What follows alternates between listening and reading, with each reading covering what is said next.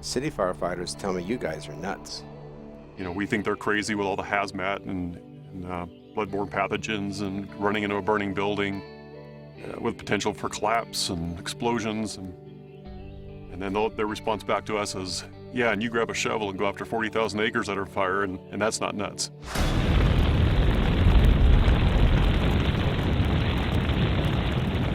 Have you ever had to deploy a fire shelter? No. If we're using our fire shelter, we probably didn't anticipate the fire behavior correctly. We probably got ourselves in a little too close, a little too tight. You deploy this foil and you shake it out and you get inside as the fire blows over you. Hopefully you live. It's the last thing you want to do, because at that point you have no control in the outcome of your well-being. You're just waiting. The fire was down below, fire was starting to come up. We got in our tents.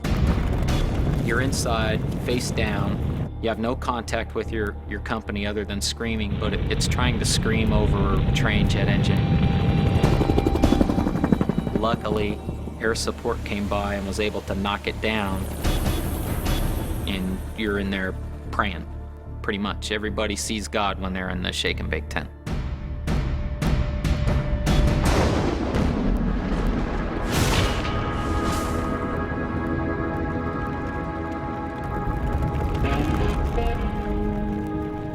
The South Canyon fire happened in 1994. There were smoke jumpers and hotshots on the fire. The area they were working was underburned. So they were working on the black edge, but it wasn't what we call good black. It was dirty black. You want to be right on that fire's edge, because if it moves, that fire is going to get you. So staying right on that fire's edge, as long as you have what we call clean black, somewhere you can go and step in that black area that's already burned. It's not going to burn again. It's a safe place. Through these fields of destruction, baptisms of fire, I've witnessed your suffering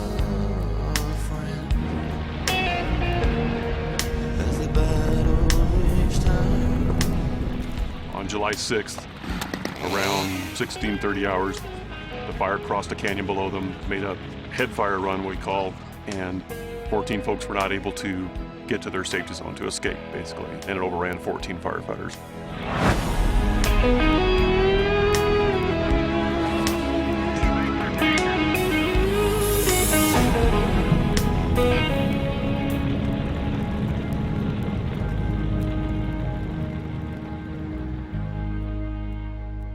Roger Roth was a good friend of mine.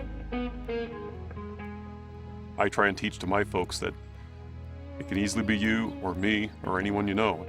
It's not always that nameless face, 8 states away or across the country. It can happen right here. That's an extremely hazardous environment we work in. Let me bid you farewell. Every man has to die. You remember where you were that day when you heard about it. Didn't know who, didn't know how many. And as the news started trickling in, we're a small community and we're all brother firefighters. And unfortunately, one of them was a good friend of mine.